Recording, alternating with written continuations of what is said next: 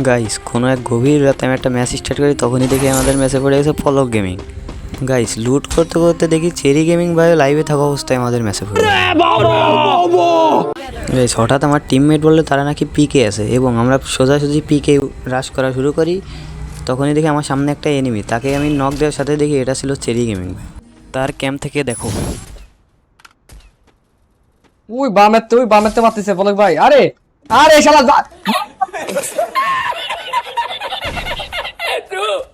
কি মেরে দিছে? আরে ভাই ডানেরতে দুটো বামেরতে দুটো।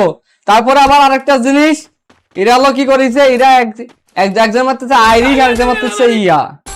গাইস তারপরে কিন্তু আমি মারা যাই এবং আমার টিমমেট আমাকে রিভাইভ করে দেয়। পিকে ছাদের পরে একটা এনিমি ছিল বলে তাকে মারার জন্য আমি পিকে ছাদের পরে ল্যান্ডিং করি। গাইস তাকে রাশ করি এবং তাকে মারার পরে দেখি এটা ছিল পলক গেমিংয়ের টিমমেট উৎসব গেমিং।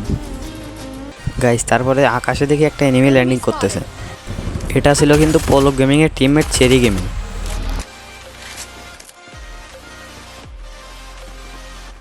Enemy spotted. গাইস আমি কিন্তু MP5 দিয়ে তাকে নক করে দিই, কিন্তু অন্য একটা এনিমি থার্ড পার্টি করে আমাদের দুজনকে মেরে দেয়।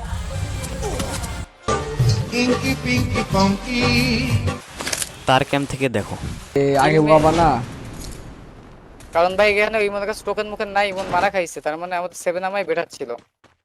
ম্যাচটা বের করতে হবে।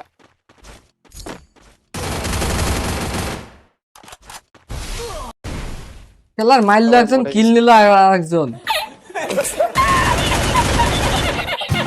গাইস তারপর আমি এলচিপের পরে ল্যান্ডিং করি, কিন্তু আমার নিচে ছিল কিন্তু চেরি গেমিং এবং পলক গেমিং।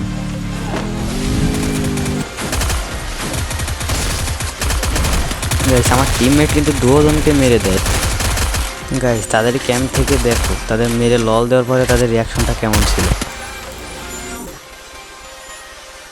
এগুলো মারা লাগবে না।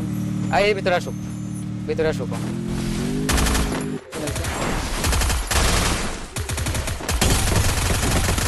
ভাই একটা না ভাই, কয়টা ভাই? পিছন থেকে Enemy spotted. আরে ভাই এই এমর দিচ্ছে ভাই, লল ভাই লল। তোমার 300 টাকা দিতে পড়বে।